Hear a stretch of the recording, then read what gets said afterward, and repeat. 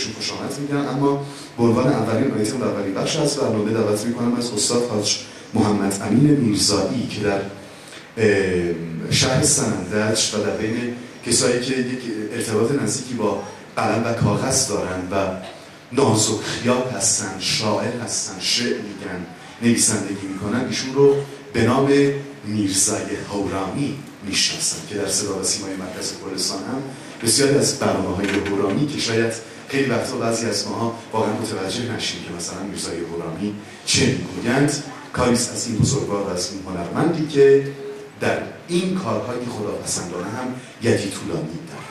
در خدمت شما هستیم استاد عزیز و ارجمندمون حاج ممسا محمد امین میرزایی با ذکر صلواتی بر محمد و آل محمد به پیشواز صحبت‌های این بزرگوار خواهیم رفت. یک صلوات غرای محمدی رو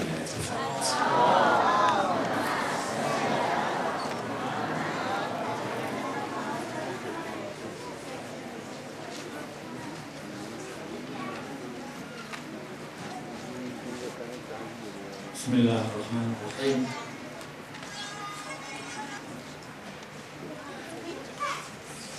بنام خدای گەورە سڵات و سەلام لەسەر گیانی و پێغەمبەران کە هەموو ڕەحمەت و خێر و بەرەکەت بوو.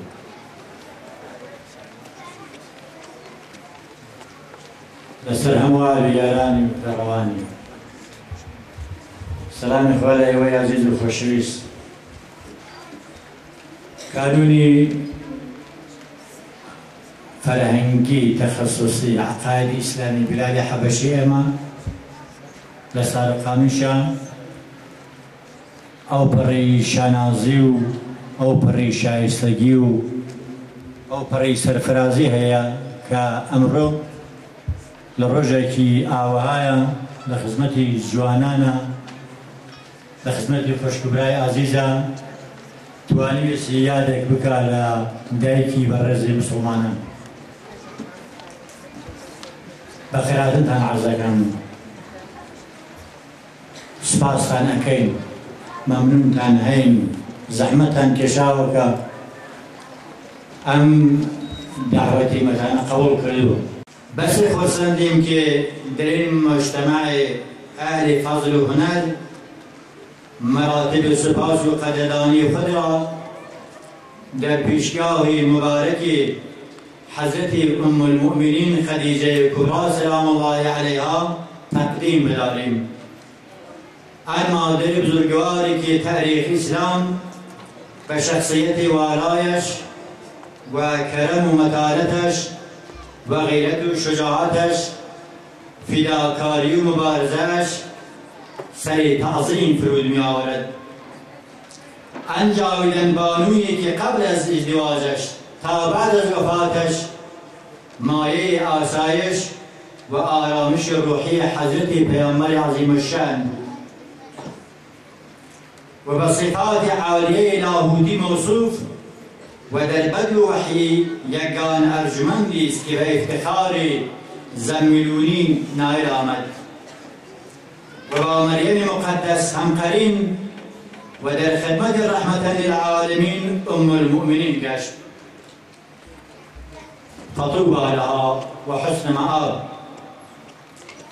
در عصر جاهلیت دو صفت نشانه برتری و بهتری عرب بود، برای زنان طاهره و برای مردان امین. حضرت خدیجه و شوهر عزیزش هر دو را تصاحب کردند. ذلک فضل الله یؤتیه من یشاء. برای خوشنودی محبوبش هرچه داشت در طبق اخلاص گذاشت. آن ثروتمند مادیات در مکه تبدیل به قدرتمند معنوی شد در شعب ابوطالب. بر نقاش قدرت آفرین باد که گرد مه کشد خط هلالی. خانه او اولین خانه اسلام که در آن قرآن قرائت شد و نماز ادا گردید و توحید پیریزی شد.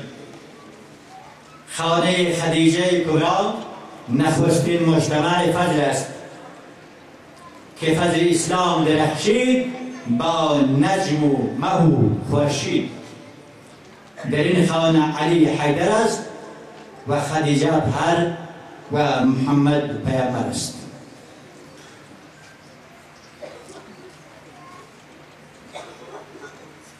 عزیزان، آنچه در بیوگرافی حضرت خدیجه سلام الله علیها جالب است، شاید برای شما هم جالب باشد، خطبه است که در خطبه آن بانوی نامدار توسط ابو طالب قرائت شد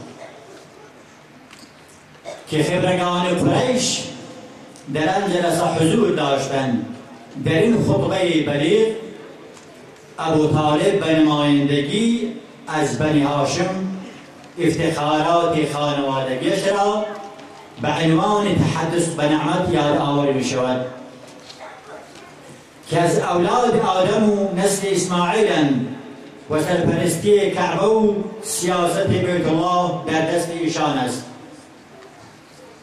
و فرمانروایان حجاز و خادمان حجاجند و برادرزاده‌اش محمد در میان جوانان قریش و غیره در شرف و فضل و عقل نظیر ندارد و همتای در حسن اخلاق او نایاب است.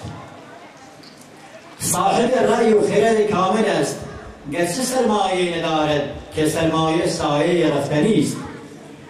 میگوید محمد به خدا سوگند آینده درخشان دارد و ستاره اقبالش تابناک است. این است به خواستگاری خدیجه فهمیده شما میل